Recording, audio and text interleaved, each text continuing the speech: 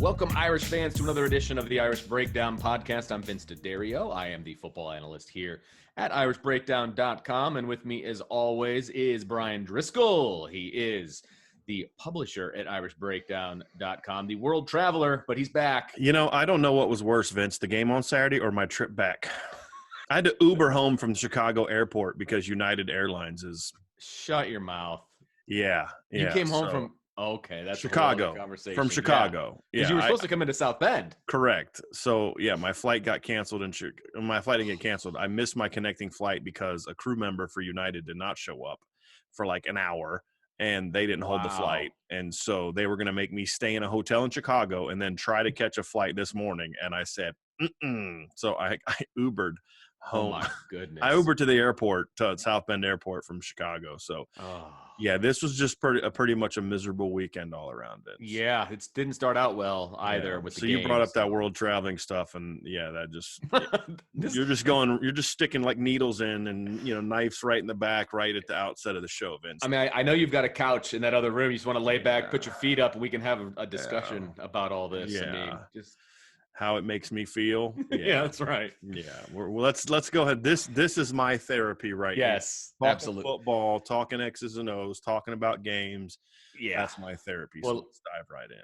Ever since this game, ever since about halftime of this game, I've been looking forward to having this conversation with you about this game. And we were texting and we were talking, and et cetera. But this is therapy for me too, because it validates my feelings, if that makes sense. And we talked a lot about this game. Of course, for those of you that are living in a cave and didn't watch the game, now if you're listening to this podcast, I highly doubt that's you, but Notre Dame fell in the ACC Championship 34-10 to Clemson, and it wasn't pretty from the outset. So again, we talked about all the different things that needed to happen or that could go wrong for Notre Dame and would spell disaster for them.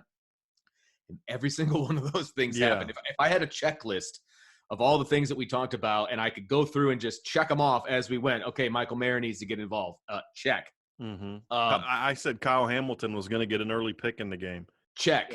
Yeah, exactly. Or a pick in the game potentially off a tip ball. Because he hadn't had one all season, and this was the game to get it, and he got it. And I was like, oh my gosh, we're soothsayers. This is great. The battle in the trenches was very critical in this game. We saw the backside of 75 an awful lot in this game, and that was because of 13 and White. He's pretty darn good, and we told you that Tyler Davis was pretty darn good. So there was just so many points in this game that we need to talk about. So let's start big picture with this thing, Brian. Your overall thoughts on the game, your impressions as you were leaving Charlotte. Vince, for me, I think my first impression was there's going to be an immediate. You mentioned your thoughts were validated, and that was kind of my first thought is we're going to kind of see World War III with Notre Dame fans. And what that's going to mean is the fans who have kind of bought into the notion that this season's different, this team is different because they beat Clemson on November 7th. This is a different scenario. And they're just going to look at it as a one-off, and I'm working on an article on this, essentially saying, Vince, that the other side of it is people that have been kind of quiet about, being 10-0 and things like that, and understandably so. But we've seen 10-0 before, right? Yeah. We've seen that before. But what happens when you get on the big stage when everybody's watching? This is what happens. It's Notre Dame gets not only beat, but beat in convincing fashion, where it was like by halftime it wasn't a competitive game. No, and I think that's the frustrating thing. And so then it's no different. My stance is from a big picture standpoint, we're, in the article I'm working on now at irishbreakdown.com is we're not going to really be able to write the complete postmortem on this game until after the national semifinal. And what I mean by that is if you're looking for validation, you're going to find it in this game. But I don't know if we can necessarily say that because we need to see what happens next. Sure. And what I mean by that is if Notre Dame bounces back and beats Alabama, or is even in a game against Alabama where they lose, similar to the way Florida lost to Alabama in the Different ACC Championship game, completely. then I think you can look at the Clemson game as a one-off, and this program is closer because, it's not like Notre Dame's the only team that gets blown out. Clemson got smacked by LSU last year. Ohio State lost big time to Purdue in 2018, got blown out by Iowa in 2017 with Urban Meyer's head coach.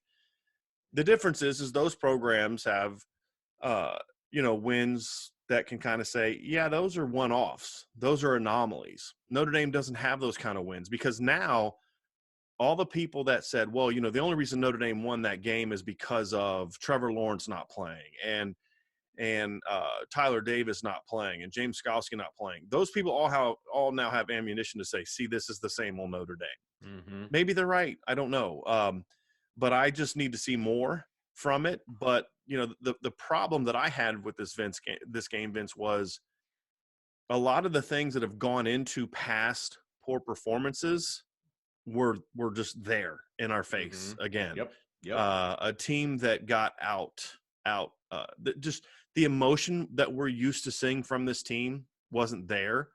They weren't playing with the same level of confidence that we see. And even early when things were going somewhat well, you didn't see, you saw individual players making plays. You didn't necessarily, I didn't feel great about what I was watching. I mean, you even saw Clemson kind of winning in the trenches early, even when Notre Dame was driving down the field and, needing big pass plays to get going. They weren't doing anything in the run game. On the other side of the ball, Notre Dame baits Clemson into an interception, and we'll talk about it when we get into the defensive part. But you still saw like they weren't getting pressure on the quarterback. You could see the game plan early of get rid of the football quickly and max protect, move the pocket, things we talked about when we talked about the Clemson offense, which was they're going to scheme Notre Dame a certain way to try to neutralize the pass rush and neutralize their deficiencies in the box. And so we saw those things kind of rear their ugly head early. And then we saw things that have been problems all year for Notre Dame start to show up again. Red zone offense. John Doerr still in a funk. Makes a 51-yarder, misses a 24-yarder. And then there just seemed to not – honestly, Vince, from an emotion, from a body language standpoint, this game looked a lot more like Michigan last year than it did November 7th against Clemson. Yeah, no, I agree. That blows my mind. I just don't know how this team – it seemed like Miami 2017, where against Miami 2017, you could say, boy, if Notre Dame if Brandon Wimbush hits that post route to Equanimity St. Brown on drive one and they score a touchdown, boy, we may be having a different conversation. Yeah. Clemson, boy, if Ian Book just throws that post route to Miles Boykin, Notre Dame goes up 7-0. Instead Clemson goes down and takes a lead and Notre Dame just – we've seen this story written before. And we had the same exact – well, if only Notre Dame would have – punched this ball into the end zone on 3rd and goal from the 6-yard line to take a 10-0 lead.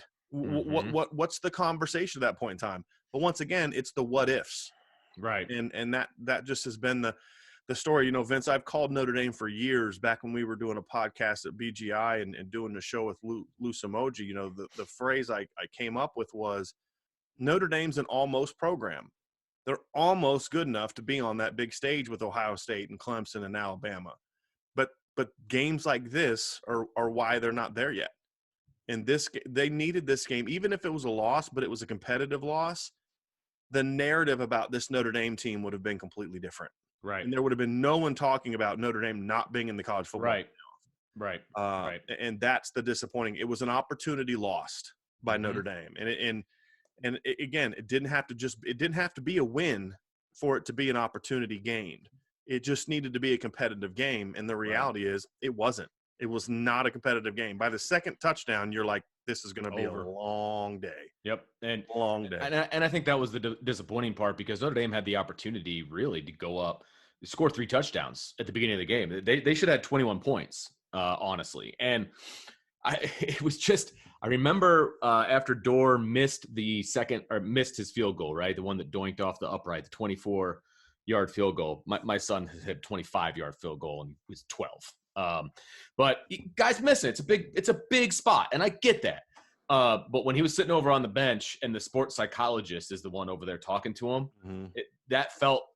it just felt ominous to me that the sports Right. psychologist has to talk to a kid in the middle of a game. And I realize he's a kicker and kickers are a different breed, and Yeah. et cetera. But as the game went on, that became like a microcosm for Mm-hmm. what this entire team. It just seemed like they were in their own heads and they Right. just couldn't get past whatever it was. They Yeah. just couldn't get past it, and it was ugly, frankly. You know, I tried to stay off social media after the game, and on Sunday, and it was difficult because there was a lot of, Notre Dame. I'm a Notre Dame fan. I don't want to see him in the playoff, and blah blah blah. And you had all the excuses and all. I mean, it's amazing how fast Notre Dame fans can turn on their team. Let me just put it that way. But one of the things that was out there is that this defense was distracted by the whole Clark Lee going to Vanderbilt thing. So I wanted to get your thoughts on that. I know where you're going with this, but I want to make sure that I give you a platform to get your opinion out there on this whole Clark Lee to Vanderbilt and if it affected the defense. I don't think it did. Okay. The funny thing is the defense gave up one more point in this game than they gave up in regulation of the November 7th game. Exactly. Now, this was not a good defensive performance. Don't get me wrong. But we've seen this performance before. We saw this performance in 2018. We saw this performance in other big games. If anyone was distracted by Clark Lee leaving, it was Ian Book and Tommy Rees and the offensive line. That's the reason Notre Dame lost this game, right? I mean, we've said all along, I was on another radio show Friday night before the game. I said, look, this isn't going to be a 17-14 game. I've written articles for years now, Vince, saying, look, defense will get you to the show, but your offense is going to have to win you a championship now. That's been true for years. Yeah. For years, that's been true. This is not 1980s, 90s football where you can win a championship game, picking off a quarterback like 6 times like Penn State did to beat Miami in a low-scoring game. That era's gone. Maybe it comes back someday, but right now that era's gone. And you have to score points. And the fact of the matter is the Notre Dame defense, even though they didn't play great by any stretch, held Clemson to almost 2 touchdowns below their season average. Literally every single time Notre Dame has played Clemson, it's now the 4th time. Even during Brian Van Gorder's tenure, although I've contested that before and said that if it's not a monsoon, Clemson scores 50 on Notre Dame that day. That's fair. Deshaun Watson threw for like 91 yards that game. Okay, that happens because it's monsoon. However, in the 3 games where Clark Lee has been Notre Dame's defensive coordinator, they've held Clemson to at least 12 points below their season average every time. Regulation, I don't count giving up a touchdown in overtime. Yeah, right. But even with the touchdown in overtime, they were still a touchdown below their season average. Right. When you can hold a team to like Clemson to below their season average, you've got a chance to win. I mean, if I were to tell you that in the semifinals, they're going to hold Alabama to 2 touchdowns below their season average, you'd say, you hold Bama in the 30s? You might have a chance to win. You got to punch your shot. Yeah. You got to punch your shot. So if anyone was affected by the circumstances, it was the people on the other side of the ball. It wasn't Clark Lee, and it wasn't the Notre Dame defense. Again, that doesn't mean they brought their A game. No, they didn't. But it was an execution problem to me. It wasn't a situation where you looked at it and said, boy, this defense, man, there's clearly something going on. Clemson coached well. They had a great game plan. Notre Dame adjusted, but it was too late. They adjusted too late, and we'll get into that. But no, this was an offensive problem. And what has been the story in every big game that Notre Dame has played?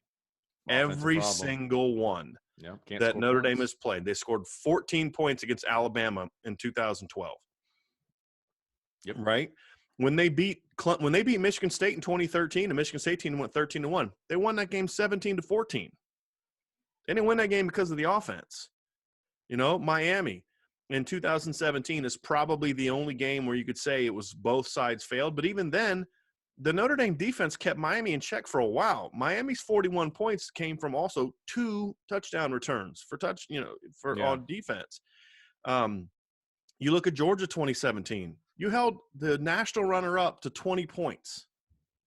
That should be a win. Last year at Georgia, You held Georgia at home to 23 points. Should You be a gave win. your offense the ball back with 2 minutes left at midfield. Yes. What else do Inside you midfield, want? yeah. What else do you want? You Right. know? And you know, I We'll mean, get into some details about this game, but the defense set up the offense at least 3 times that I can think of off the top of my head. Yes. And the offense didn't capitalize. We'll get into those details in a second, when we talk about the defense. I do want to get into more detail. We're going to start with the offense, then we're going to hit the defense. But before we do, we want to hear from one of our new sponsors on our podcast here. And that is going to be, let me pull it up here for you. It'll be another Blue Wire ad. It's the Lindsay Rhodes, the NFL Road Show with Lindsay Rhodes. It's a new podcast on Blue Wire. Yeah, so let's hear a little preview for the NFL Road Show with Lindsay Rhodes. Hey everyone, it's Lindsay Rhodes, and I've got a new podcast, the NFL Road Show. Fun and kind of nerdy conversation about the NFL every Monday, Wednesday, and Friday. I've got some amazing guests that are joining me. I'll be breaking the huddle with the top stories, previewing games. We'll get you set for the weekend fantasy with our Fantasy Friday episodes, and we'll answer some of your questions as well. So subscribe to the NFL Road Show on Apple Podcasts, Spotify, or wherever you get your podcasts. Okay, welcome back, everyone. Hope you enjoyed that. I want to jump into some specifics here, Brian. We've given our overall thought on this whole thing. I want to start talking about the offense in particular. The biggest issue for this offense on Saturday's game. What is it to you? What was the biggest problem, the biggest difference for the offense? Vince, I can't just give one. I think it would be unfair. And honest, it would be unfair to say, like, the easy answer is Ian Book. Right? That's the easy answer. Absolutely. But I think that's too easy. I think that's saying, well, it didn't go well, so let's blame Ian Book for everything. That's partly true, but I think there's blame to go around in a lot of different places. I think that there's blame to go around with the offensive coordinator. I think he called a decent first half, but there were plays to be made that weren't made. Whether it was Ian Book not making reads, not making throws, the offensive line not giving them room to run. But at the end of the day, the concern that I had, and here's where I think we have a disconnect sometimes when we have conversations with people that and fans that look at just the result, right? Mm-hmm. This is why I've always said you got to stop looking at the result only. Notre Dame's past the point of they just need to win, right? They're past that. They don't lose to Tulsa anymore. They don't lose to Pitt anymore. They're past that. And Brian Kelly deserves a great deal of credit for getting them past that, right? But we're at the point now where it's about that next level. And this is why people get mad at me, but this is why I was critical of the offense after the North Carolina game. We praised them for answering early things, but we said, look, they didn't respond to what North Carolina was doing to them with the pressures. They never had an answer for it. They were just better than Clemson or North Carolina. Right. They could just throw deep balls, and Javon McKinley would outplay them. The offensive line was able to wear North Carolina down late in the game. And then you look at the Syracuse game, same thing. Syracuse. I said this in articles before the game. Syracuse, and I've talked to people on both sides of that game about this. Syracuse knew when the jet sweep was coming. They knew when the outside zones were coming. There's something going on where Notre Dame's lack of originality. You've got 9 games, 10 games now of film. Right. You know what's coming, and they were calling it out. I know this for a fact. They were calling it out. But even to a degree, they did. Yeah, that's true. Notre Dame just wore them out late. Notre Dame was losing in the second quarter to Syracuse, right?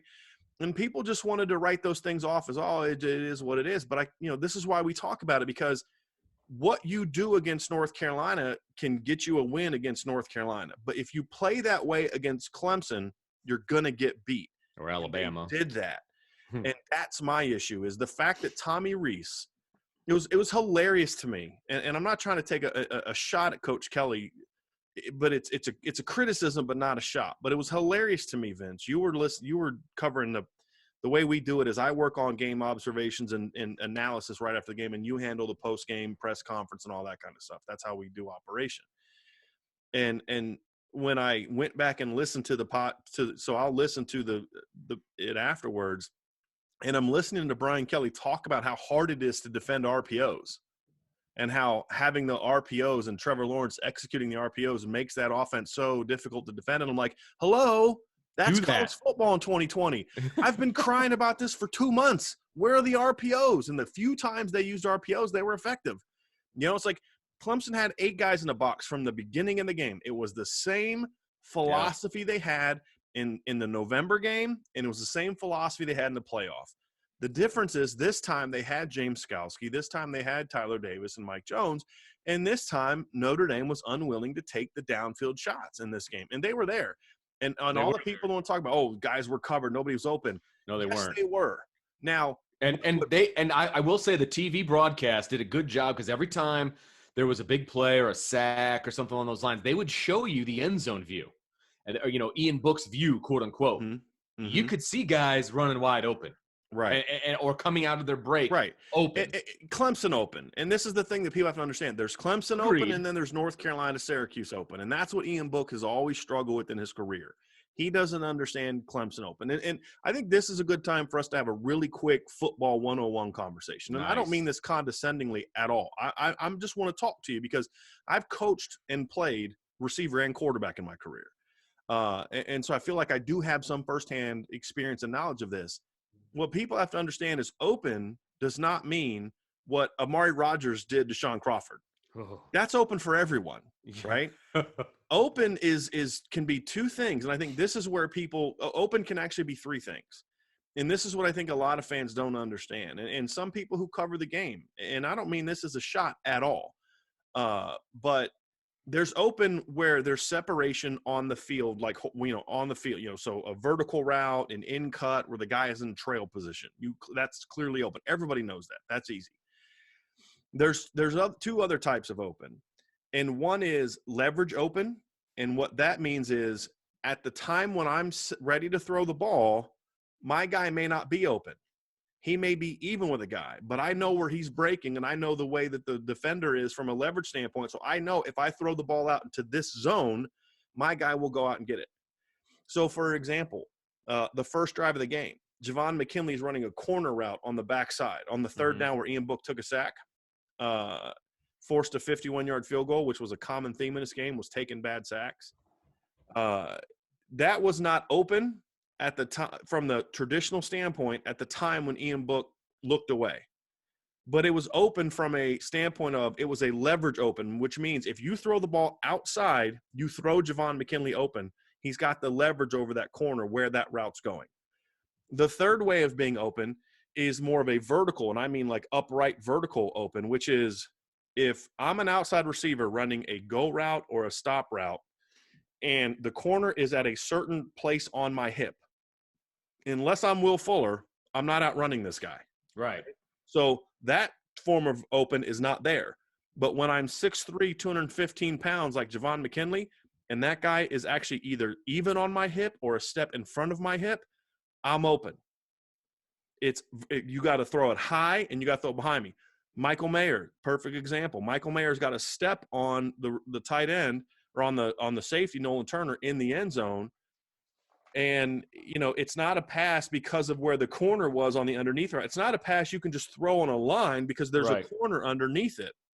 You throw the ball high and over the top. You have leverage. You have a step. You throw it over the top where Michael Mayer can go get it. Those are the kind of plays you have to make to beat Clemson when they have Trevor Lawrence and Tyler Davis. And so there were plenty of throws like that. And there were some traditional opens too. Ben Skoranek on the 3rd and 11 curl route. Wide open, and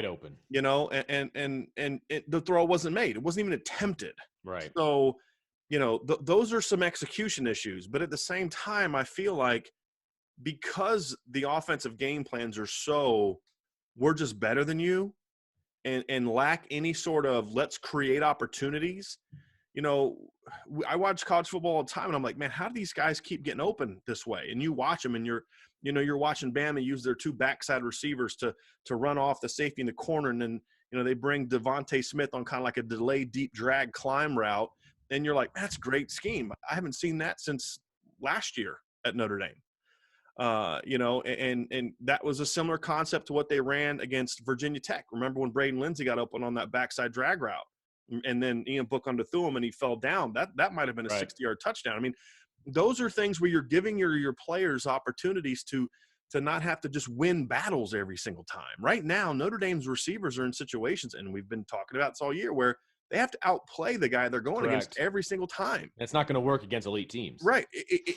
Especially if you're not willing to give them chances. I mean, in the first game, Ian Book was willing to give Javon McKinley chances to go make plays. In this game, he didn't. And it wasn't that they were necessarily defending Javon McKinley different. There was opportunities for him to get there.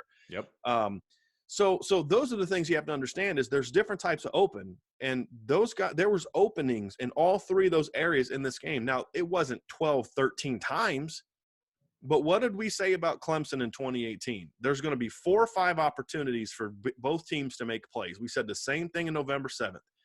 And in 2018, Trevor Lawrence took advantage of those 4 or 5 opportunities, and he hit big plays. And November 7th, Ian Book took advantage of those opportunities, and he made plays.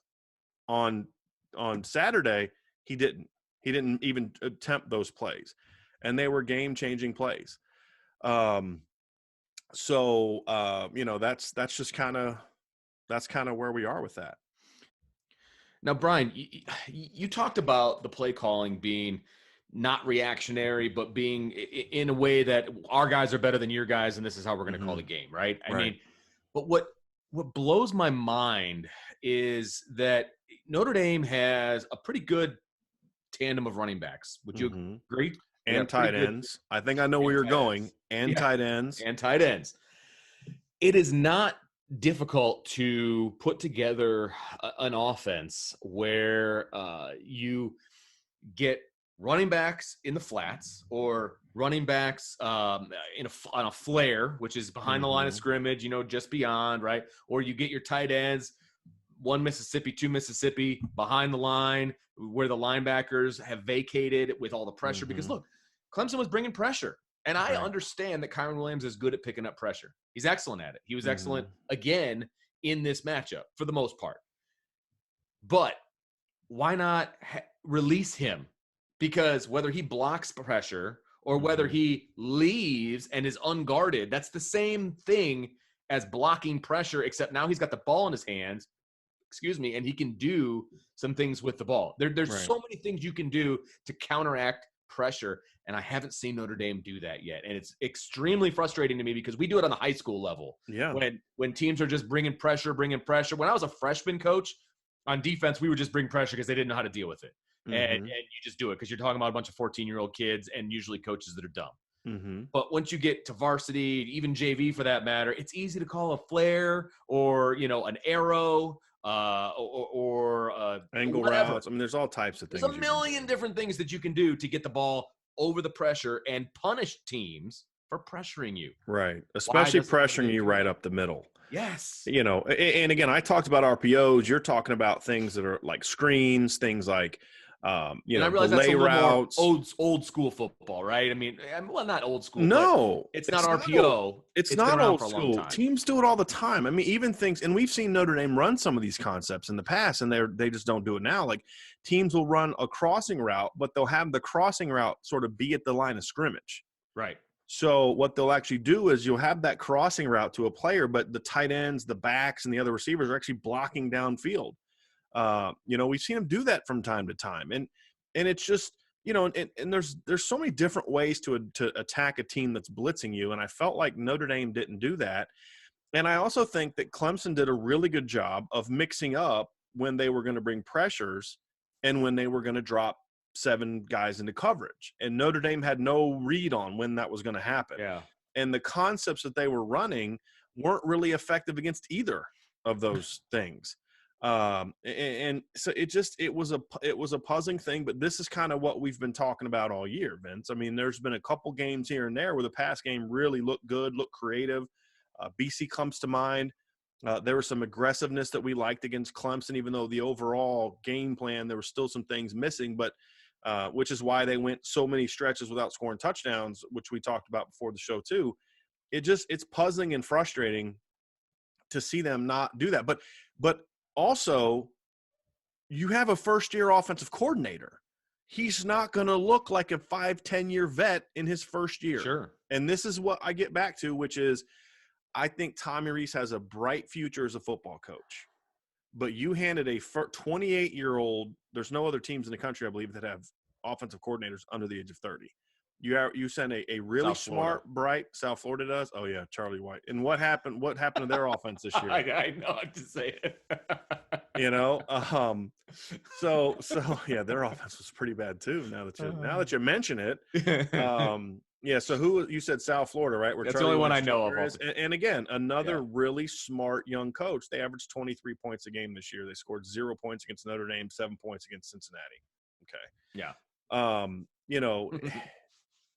This is a moment that you need to experience to know exactly how to handle it. Brent Venables has been here before many times, and Notre Dame's offensive coordinator has not been, and that was the risk that you ran by making Tommy Rees your offensive coordinator now, as opposed to bringing in another coach that we talked about during the offseason and saying let's give Tommy Rees a couple more years to learn from somebody else who's going to have some new ideas and some new concepts and some new experiences, not just the one that he's been with under Brian Kelly for the last 11 years. There's a reason why it's good to work with different coaches. I mean, in my coaching career, Vince, I worked under 5 different coaches, some good ones, some not good ones, one great one. And I learned different things from each coach, things that I said, okay, I really like how he does that. That's going to work for me. Or, yeah, that didn't work. I'm not going to be like that. And when you don't have those experiences, you're not going to be quick to push the right buttons. I don't care how smart you are. And this isn't a knock on Tommy Rees at all. I think Tommy Rees has an incredibly bright future as an offensive coordinator, as an offensive coach. But it's just the timing was the issue, and now we're seeing it. We're seeing it in a game like this. We're seeing it down the stretch when defenses kind of had a read on what Notre Dame was doing, and Notre Dame was way less efficient. And, this offense looked really good for about 3 games. Let's be honest. And a lot of the other season, they didn't look good at all. They out-talented people. In other games, they just didn't play well. And, that goes back on Brian Kelly. You know what I mean? Sure. So I don't think we should have expected Tommy Rees to outduel Brent Venables. And we talked about this in the before the game. He didn't outduel Brent Venables in the first game either. Right. Notre Dame scored on the first play of the game on an outside zone that was blocked perfectly. It was a good call. I mean, but it's an outside zone. It's your bread and butter play. You calling that on the first play of the game is not like wicked smart. It's just you're going to call it. Yeah, right. And they didn't score again until the final drive when Clemson got out of their base defense. That was the only time they scored touchdowns. Then you say, well, they dropped this and the false, but that counts. That's football, right? Like that was an issue for the whole season.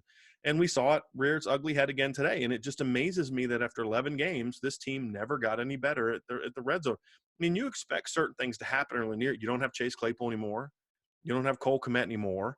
That's a big chunk of your touchdowns from last year in the pass game. Okay, well, after 11 games, you'd think you'd find new things to do, and they just never did. And then when they would get in some of those situations, the quarterback against Clemson was just unwilling to throw the ball. So yeah, I mean, it'd be easy to say, oh, it's Ian Book's fault. But the problems go deep. The offensive line got whipped. Well, yeah, that's where I want to go next. Problem. Yeah, I mean, that so was thanks for setting me up. Yeah, thanks for setting me up, Brian. I appreciate that because the offensive line is someplace I wanted to go.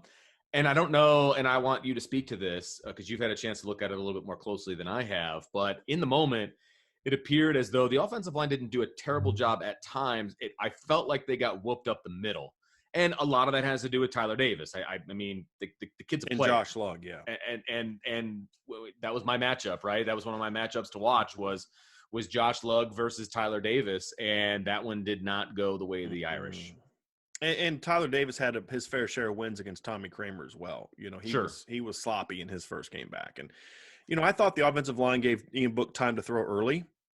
I thought that the problem in the run game was more about numbers than it was about the line not blocking well. Mm-hmm. I thought Clemson had some unique twists and twist is essentially so, if you're watching this on video, you have like a defensive end who, here's your offensive tackle, the defensive end's on the outside here. He'll slant inside now and go from C gap to B gap, and either another lineman will kind of then loop outside or a linebacker will loop outside. Notre Dame did a pretty good job of picking that stuff up in the first game. They did not do a very good job of picking that stuff up in the second game. And again, part of that's good coaching by Brent Venables and the fact that Notre Dame just didn't have answers for it. And after quarter, it really seemed, Vince, like they just kind of abandoned the run game. They did a couple nice things in a row at one point in time where they did a couple motions, like a quick shifts where they shifted guys over, and that opened up a jet sweep and then I think a bootleg after that. But, and then like they went to a wildcat formation, and I'm thinking to myself, they're going to do something off of that, right? That's why they're doing that. They just put a wildcat in and put Chris Tyree on the field, and then they just ran an outside zone with Kyron Williams, thinking they're going to do something. Like they're going to do some kind of reverse throwback and they never went back to it. It's like, what'd you do that for? There's no rhyme or reason. There was no, let's do this to set up this in this game. It was just calling plays to call plays. And again, that's something that you're going to see from an inexperienced coordinator in such a big moment. And I think the offensive line suffered from it. That's my biggest. That's one of my big issues because I wanted to bring up that wildcat situation as well, because as a play caller, and this, it's play calling 101. You never do anything without the thought of what that's going to be. Yeah. Down the road. Depending on how they defend it. Right. Right. Maybe that's the next half. Maybe that's the next quarter. Maybe it's the next series. Maybe it's the next play. Right. Which at times we've seen Tyrese do. You remember the Georgia Tech game when they ran a play where Chris Tyree faked a reverse, and Georgia Tech didn't defend it. And on the very next play, Tommy Reese went back to the reverse, and Chris Tyree ran for 25 yards. So we've seen it at times, but it just hasn't been very often. It's not consistent. We didn't see it against Clemson. And that when I saw the Wildcats, I was like, okay, here's something different that Notre Dame has not put on film yet. So Clemson's not going to be ready for it. The first one is just a straight, okay. But, there's going to be a reverse off of it. Is he going to throw the ball? There's a million different things you can do out of Wildcat. And at first glance, I was like, okay, this is good stuff. This is something they haven't seen. Let's work on this. This is good. And he never went back to it. It's like, I don't know if he just forgot about it, because he got frustrated. I don't know what the reasoning behind it was. I would love to ask him that question, but of course we can't talk to any of the assistant coaches, so it doesn't really matter. But I was hopeful there for a second that we were moving into something really special, and it just went nowhere. And I think here's the issue I have with that, Vince, is, I think Brian Kelly has very much a we're going to do what we do mentality. Absolutely. And to a degree, that's fine. But my thing is, then fix what you do. If RPOs aren't what you do, then fix that. That's part of the reason you brought Chip Long in, and they never even really did it then a ton, not the way that they should have, but they had some good success with that at times. And like you'll see Clemson in big games, not big games, they'll do things where they'll roll out Trevor Lawrence, do a throwback. They tried that against Notre Dame. He rolled left and they tried to throw back to the right, but the Butkus Award winning linebacker Jeremiah Wusu was there to cover it. You know what I mean? So, but they'll do things like that all the time. They'll do screens, they'll do throwbacks, they'll do these little pop passes. They're not gimmicks. It's called football in 2020. Exactly. It's called let's find as many ways as possible to change the eye level of the defense, or the read keys of the defense, or the getting the defense to think twice before committing 100 miles an hour. Little things that we saw in the last 3 years under the offensive coordinator that everybody likes to blame for everything that didn't go right for Notre Dame in the last 3 years. I think of the USC game in 2018 when USC was just blitzing Notre Dame like crazy. And if Notre Dame's guards would open up and pull, USC's entire defense would run in the directions of that. So what did Chip Long do? He came back, I think it was the second quarter, and he called a play where he had his guards run their buck sweep action to the right. So both guards opened up and ran hard to their right. And he just took Dexter Williams and ran him on a jet sweep to the left, and there was nobody out there. It was a 50-yard touchdown, right? Right. And it's actually not really a play. It's just, hey, we're going to do this because there's not going to be anybody out there. Exactly. That's a draw it up in the dirt play. Yes, honestly, to a degree it is. Yeah. And so you have that in your mind as a counter, but we just don't see that. But that comes from experience. Right. I doubt Chip Long would have made that decision in his first year as an offensive coordinator. That was his third year as an offensive coordinator, one at Memphis and then two at Notre Dame. And so that's the thing, is an offensive coordinator's got to be a great counter puncher, and we didn't see any counter punching from Notre Dame on Saturday. But a great offensive coordinator also has to be anticipatory, and that's been the big issue for Notre Dame this year. We know based on how we've evaluated this team, based on how they handle things that they're not where they feel like they have mismatches or where they may have advantages. Here's what we think they're going to do. Here's how we think they're going to defend us. You and I talked about that and some of that, and we were prepared for some of that, and I don't think that Notre Dame was. But then Clemson did some other things that I would not have anticipated Clemson to do. More dropping 7 into coverage than Clemson normally does. But by that point in time, Notre Dame had abandoned the run game. That didn't come until after Notre Dame had clearly abandoned the run game. And so Notre Dame had no counters for that. They had no, and I don't mean counters to play. I mean, just philosophically, any reaction to it. There's no counter punching to that. Right. And that was the disappointing thing for me. And when you do that in a game like this, you're not giving your players the opportunity to be successful. So we can point to Ian Book in the game he played, and he did not play well. It was an old school Ian Book game where you can point to the stat line 20 of 28. It's a pretty good completion percentage, 219 yards. Right. But again, as always, it was the throws he didn't make that were the most damaging. That's really, to me, what did the team in.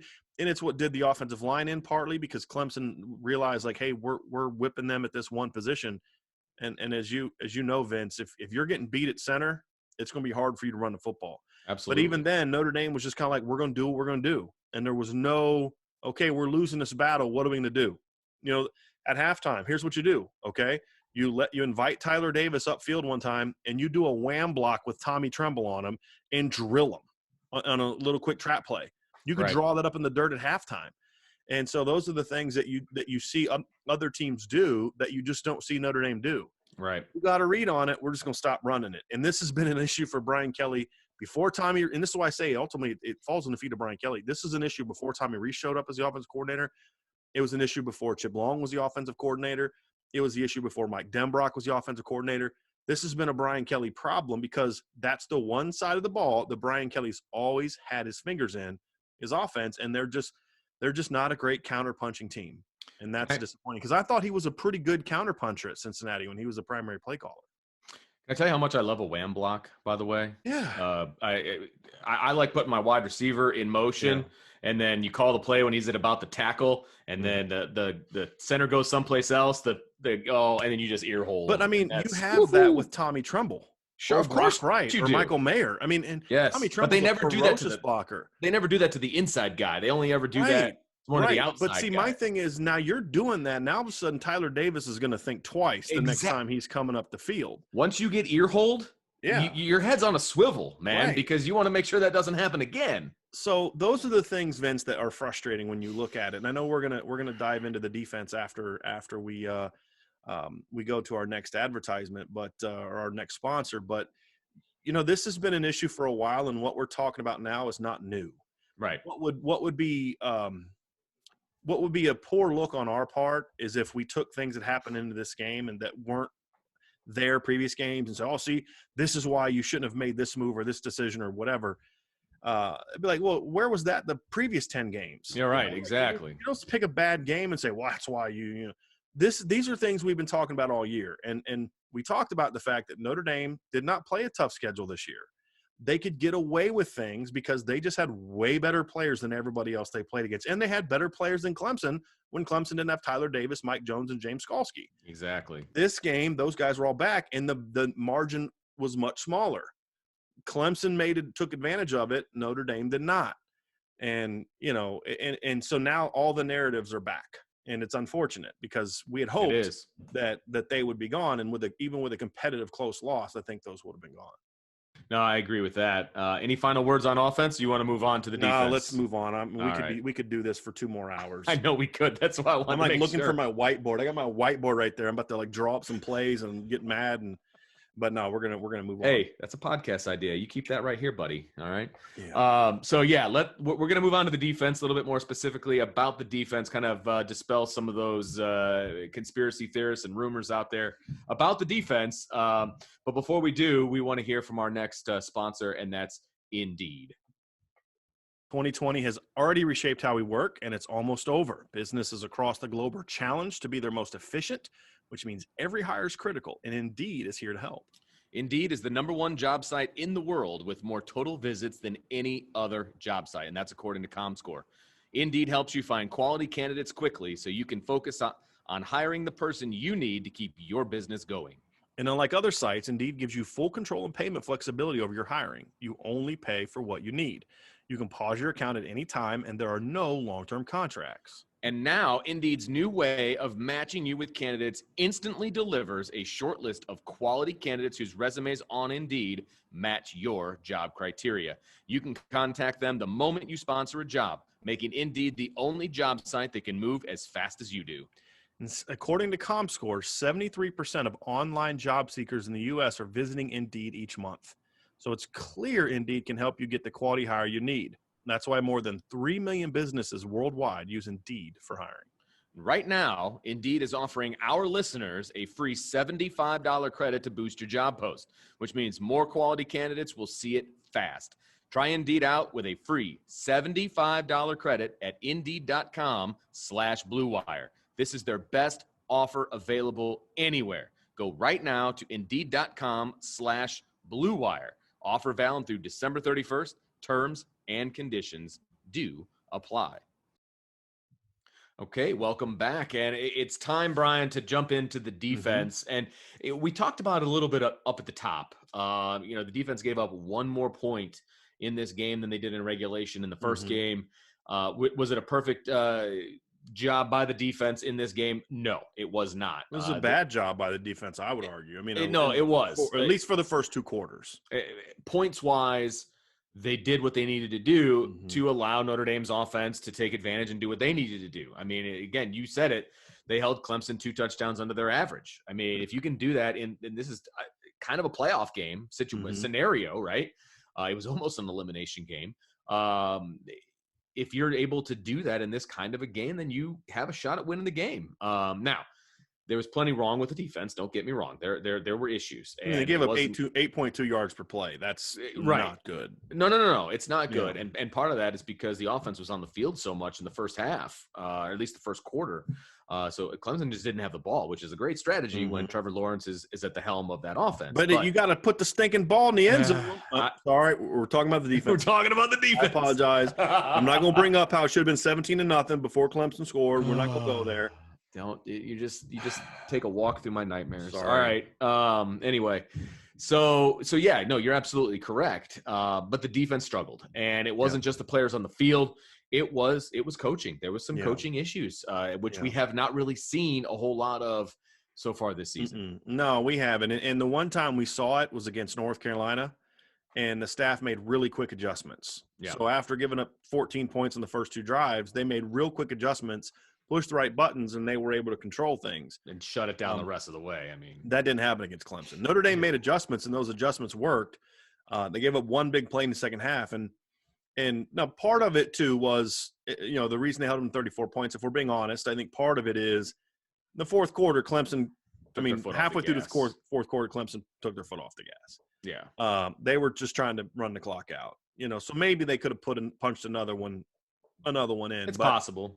But but the defense gave the offense plenty of opportunities. Because here's the thing. So I think they had 2 stops on their first two possessions of the second half. I think Notre Dame made stops on both times. They did. It was 2 3-and-outs, and the Notre Dame offense on those first 2 3-and-outs went a total 1 yard. Yeah, 1 yard, 8 plays, 1 yard. That's what the offense did with that opportunity. Right, and then on the third possession, Clemson went down and scored. Right. You score twice on those 2 times you get the ball, and all of a sudden it's 24-17. Even with that one touchdown, 31-17, the way that, if your offense had made the adjustments making plays, you're in that game. Plus, you don't know how Clemson would have reacted if they were now all of a sudden it's 24-17. Right. That might have forced them into a mistake. So you just never know how the game would have played out. So the defense played poorly, but at the same time, they made the adjustments. They made adjustments where they played better in the second half. Notre Dame's offense played worse in the second half than it did the first half. Because the first half, they were actually moving the ball. Notre Dame's first 3 possessions all ended in Clemson territory. Correct. Made field goal, missed field goal, turnover on downs. There were opportunities to get points every single time, and they failed. Second half, they didn't even threaten Clemson until they put Chris Tyree in the game at the end and ran for a touchdown. But we're not going to go there. We're going to have a whole different podcast talking about that. And Brian Kelly's post-game comments about Chris Tyree and those type of things. And it's not just about Chris Tyree, but, defensively, Vince, this was a game where Clemson showed that they are champions and why they're champions. And it's not just about having great players. I mean, you need great players, but it was a great game plan. The things that we talked about before the game, they know they can't run the ball. So, how many carries Travis Etienne had in the first quarter? One carry. What they did was they had read zones. They had designed quarterback runs where they could use Travis Etienne as a lead blocker to now they could somewhat neutralize the numbers. They could neutralize Notre Dame's talent advantage by getting a numbers advantage at the point of attack, which allowed them to get a couple nice gains by Trevor Lawrence and eventually resulted in 2 huge games by Trevor. Right. They attacked with the quick perimeter game, the quick passing game. We said they were going to do that. They did max protections. The first touchdown pass to Amari Rodgers was a 7-man protection. What that basically means is you always have at least a 5-man protection, right? You have to have your 5 offensive linemen blocking. And then Notre Dame does a lot of 6-man protections, which is the 5 linemen and then a back. And then, of course, a 7-man protection is you add an additional thing. So they had one of their tight ends kind of lined up in an H-back look. They had Travis Etienne at running back, and they ran a play action pass. And it was a great job. I mean, and that play was twofold. Number one, good play call. We talked about it. Max protect, move the pocket are 2 things we talked about Clemson would do. And that was an example of them max protecting where Notre Dame actually got really good penetration on that play. But there was those second-level blockers at tight end and running back to kind of slow that pass rush down enough for Trevor Lawrence to get that ball off. So it was a great game plan by Tony Elliott. I mean, great game plan by Tony Elliott. He said, here's where Notre Dame is going to whip us. So what do we need to do to neutralize that? Imagine that. Imagine that thought process that we know they're going to do this to us. So what do we have to do to gain some advantage? So, again, the quarterback runs. It's a great opportunity because if it's just 6-on-6, Notre Dame's going to beat us. They're just going to beat us. Yeah. They already showed that. We see the film. We know they're going to dominate us. So what do? Use our tight ends more.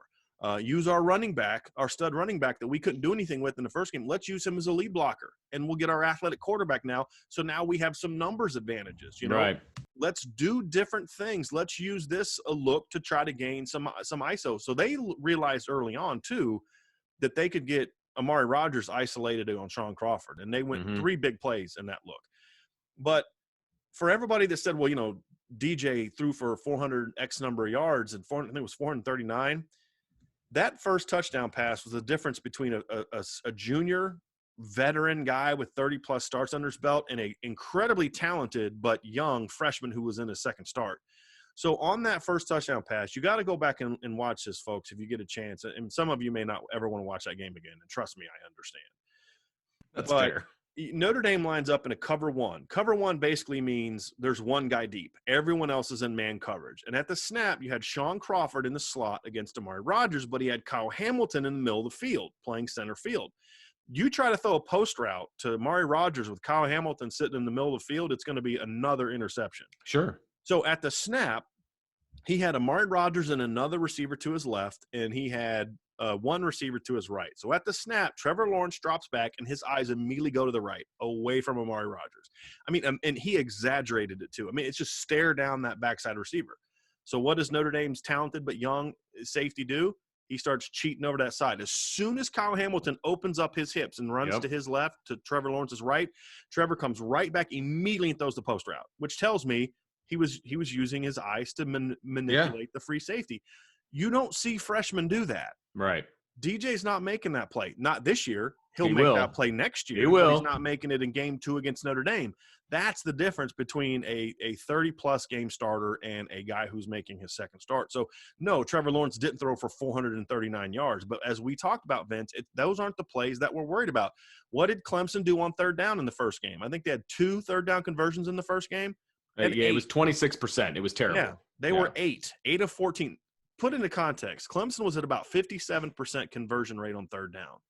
Notre Dame had not allowed a single team all year to go above 43. Yep. And Clemson went for 57. That's why Trevor Lawrence makes a difference in these kind of games. And so, kudos. Sometimes, Vince, you got to tip your cap to the other team. They had a quarterback that made some big throws.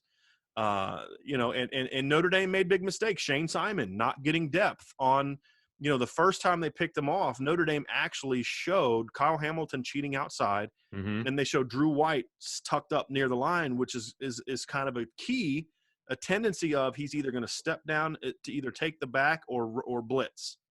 So Trevor Lawrence thinks he's got an RPO, like a quick throw behind him. So Trevor backs up, takes a quick drop, and just gets rid of the ball quickly. He anticipated Drew White coming, but on that play, Notre Dame was smoking them. They were a smoke is essentially you show blitz and then you fake. Right. Showing blitz, but he was playing tight, which is a tendency that he's going to come because Notre Dame doesn't often show blitz on first and second down. They like to disguise it, but they have a tendency when they're a little tighter to the line of scrimmage, they're going to come. So Drew White does that, and then Drew gets great depth, gets his eyes on the quarterback, gets his hand up, tips the pass. Kyle Hamilton picks it off. The second touchdown was a situation where Shane Simon's got to get depth, and he's got to look up the route, and he did neither. He got terrible depth. He didn't look up the route. There's no linebacker in the middle of the defense, and Trevor Lawrence steps into the pocket, hits a wide-open receiver, goes for a touchdown. That position hurt Notre Dame on Saturday.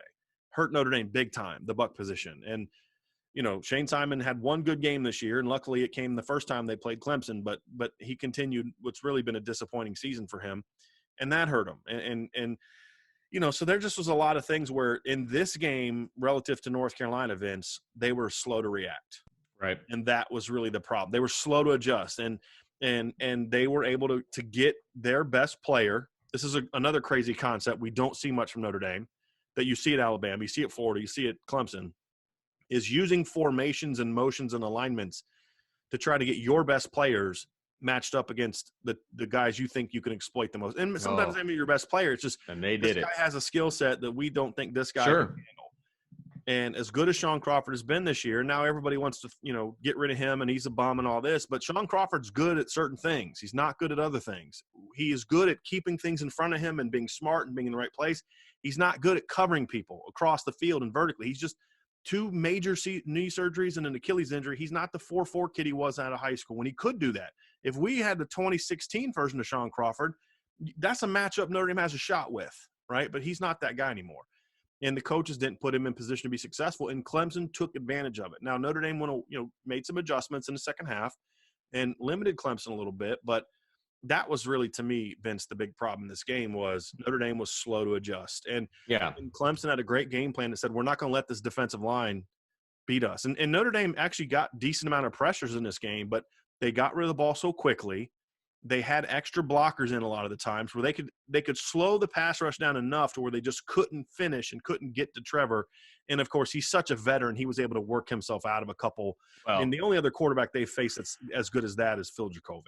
Where as far as getting out of pressure. As far as getting out of pressure, just because he's a bigger bodied guy. He's strong. He's athletic. Because there's 2 or 3 sacks that one in the end zone had. Yeah. One in the end zone. And he was able to kind of work his way and walk out of it, basically. Right. And that was super frustrating, by the way. Right. Super frustrating. But that's why he's one of the greatest we've seen in this generation, Vince. I mean, that's why he's a winner. That's why having him, maybe he doesn't throw for 439 yards, but that's why beating him is so different. You can't miss those opportunities. You can't be slow to adjust to Clemson, because when you're slow to adjust against Clemson, it's 24-3. That's the problem. And that's where the defense failed, is they gave up too much too early. They settled down late, but they gave up too much too early. And when you combine that with the offense doing nothing, you don't have a chance. You just flat out don't have a chance. Right.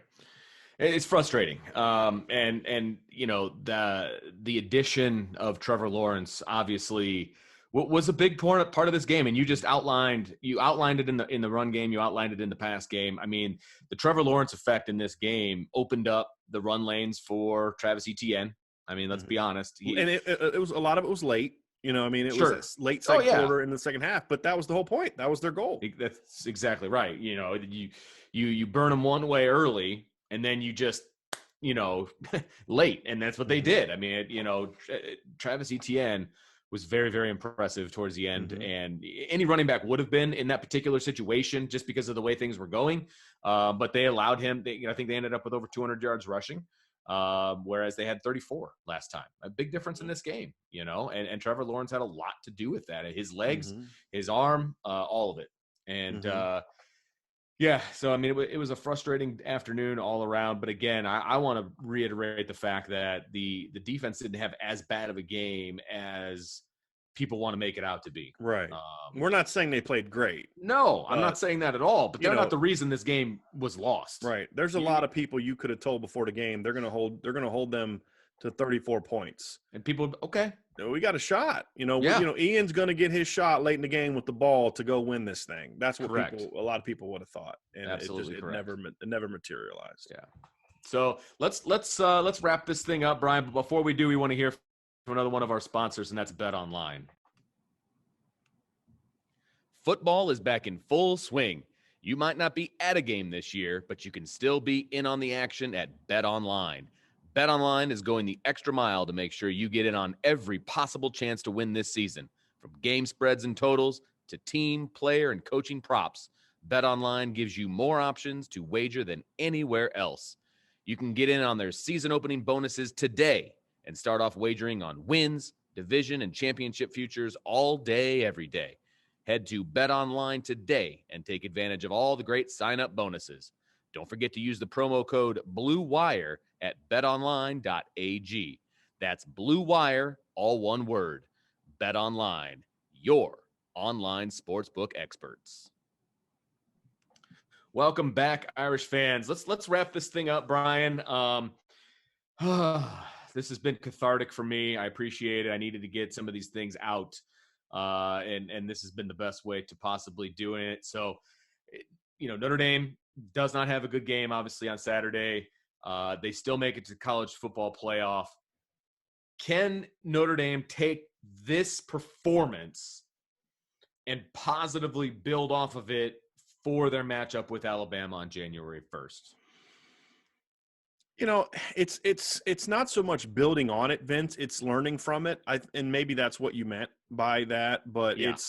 It's okay. Look, we understand now that we have to be able to do certain things, right? Hopefully this is the final wake-up call for Notre Dame that says, hey, you have to be creative on offense. You have to be willing to do some things to generate points. You're not going to – I don't care how good your defense is. You're not going to hold teams like Clemson and Alabama to 17, 20, 23, 24 points.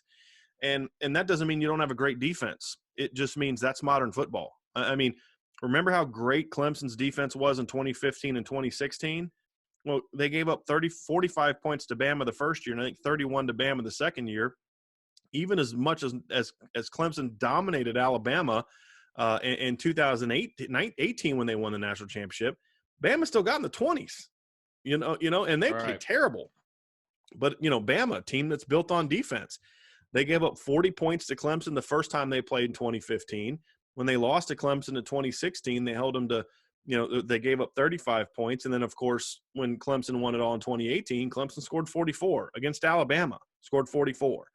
You're not going to win low-scoring games when you're in the big stage. And Notre Dame just seems to not have adapted to that. This notion of, we're just going to do what we do, that only works when you've got far superior players. At some point in time, you have to scheme your way into success. Clemson did that with Trevor Lawrence. Notre Dame needs to learn how to do that. And so hopefully they can, learn some things from the Clemson offense and say, boy, they did some really good concepts to attack certain things that our defense did. And if they can attack our defense, then we should be able to have some success, because you can tell me all you want that, Clemson has better. No, Clemson does not have better receivers than Notre Dame. They may use more receivers than Notre Dame does. For example, the guy that caught the second touchdown against Notre Dame, EJ Williams, had a one-handed catch. Mm-hmm. He's a true freshman. He was ranked lower than Jordan Johnson and Chris Tyler. I'm just saying, throwing that out there for people. And he just ran a crossing route. It was nothing special. Right. But, the second one was special. The one-handed catch was special, because sometimes when you have a really talented player, but when you have a really talented player and you give him opportunities, guess what he's going to do? He's going to make plays. He doesn't know the whole route tree. I guarantee you he doesn't know the whole route tree. Right. And those are the things that Notre Dame has to learn to do. How do you best utilize your personnel and attack people? And I think that, the big thing for me is, you have to get back to – this isn't even about building on it. They have to get back to what they were that got them here. And that is a team that's very confident, a team that plays with a lot of energy and emotion. That needs to be there. And honestly, Vince, I think that this game, to me, stung. But Notre Dame's going to go into the Alabama game, and we'll dive into some Alabama breakdowns here before and after Christmas. But they're a 19.5-point underdog right now, which is the biggest underdog in the history of the college football playoff.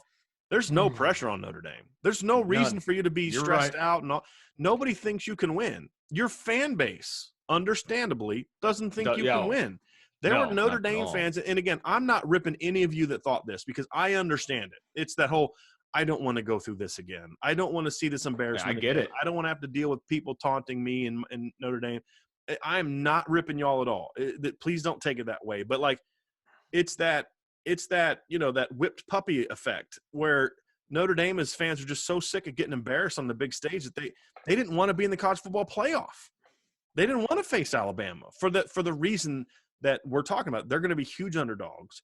And if Notre Dame plays the way that they did against Clemson and the way that they did against Georgia and the way that they did against Clemson second time and Clemson the first time and Alabama in 2012, the way they played against LSU offensively in 2017, if they play that way against Alabama on offense, they're going to get destroyed. Yes, they are. Because the Notre Dame defense could play well and hold Bama to 38 points, 40 points. And you could say, they did a pretty good job. They just scored 52 in the SEC title game against Florida. Now, Florida does not have a good of a defense in Notre Dame, but it's 52 points.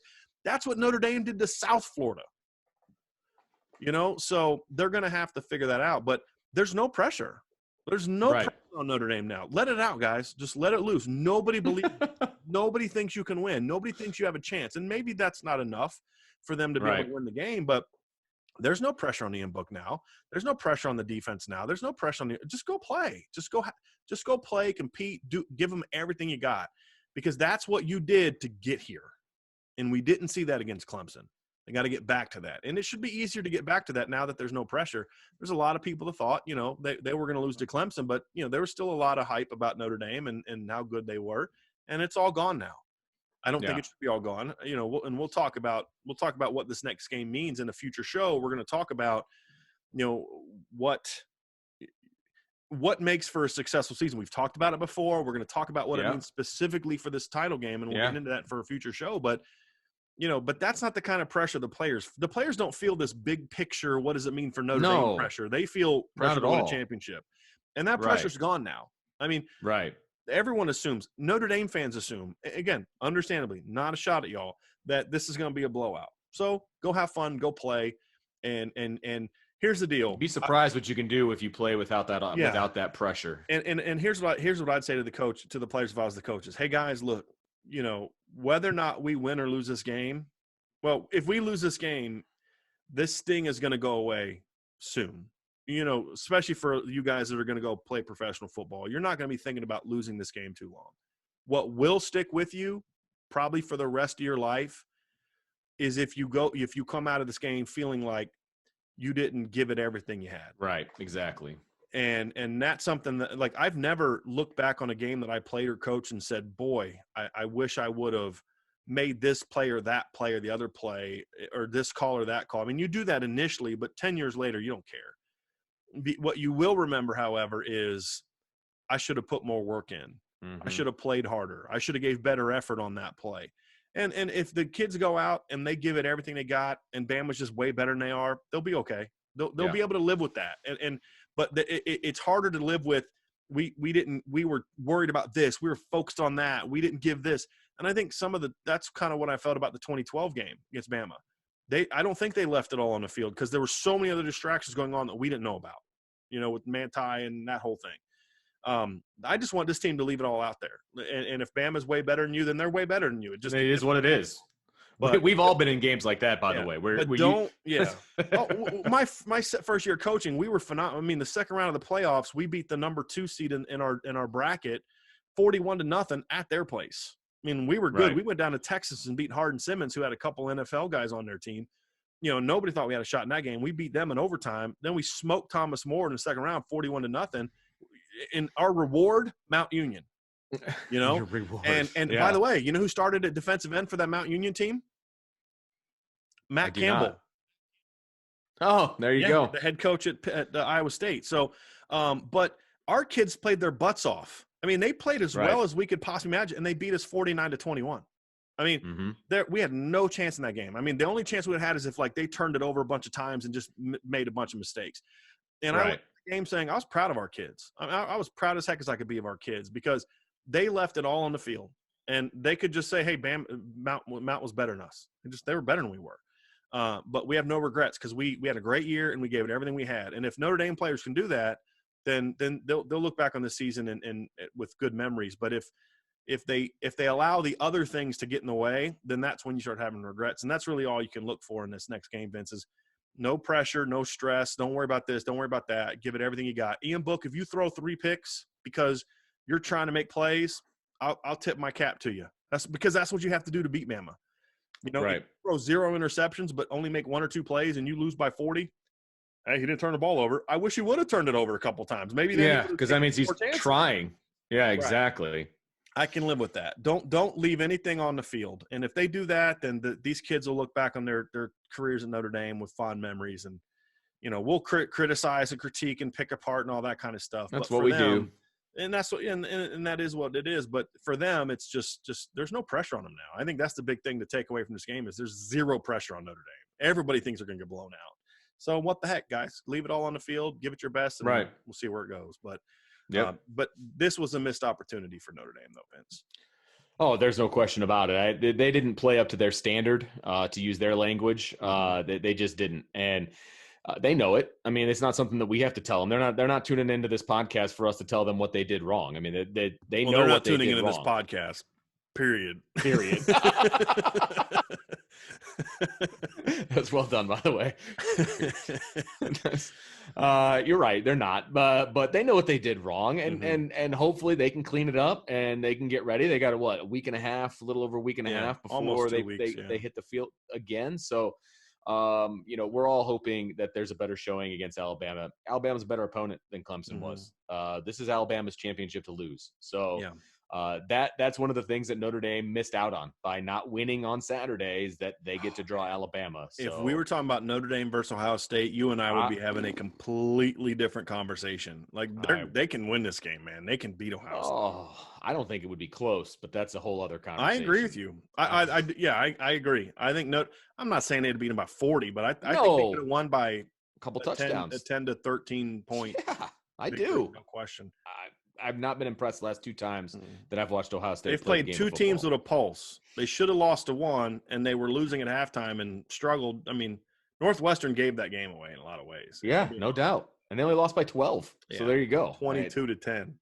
Yeah. Anyway, that's a whole other conversation. But make sure you stay locked into IrishBreakdown.com. We've got all kinds of great stuff for you on there. A lot of reaction to this ball game. And make sure that you subscribe so you get our podcast, whether it's Apple Podcasts, Spotify. Just found out we've just been approved for Pandora, and we've just been approved for iHeartRadio. So we are definitely getting on more and more networks. So wherever you get your podcasts, make sure that you subscribe so you'll get the latest ones. We'll have them coming out here, and I believe there's going to be some recruiting ones coming out here pretty soon as well. Yep. So make sure you stay locked in because we are going to bring you the heat when it comes to Notre Dame football. So, again, rough outing. They can bounce back. Let's see what they do. But we will talk to you next time on Irish Breakdown Podcast.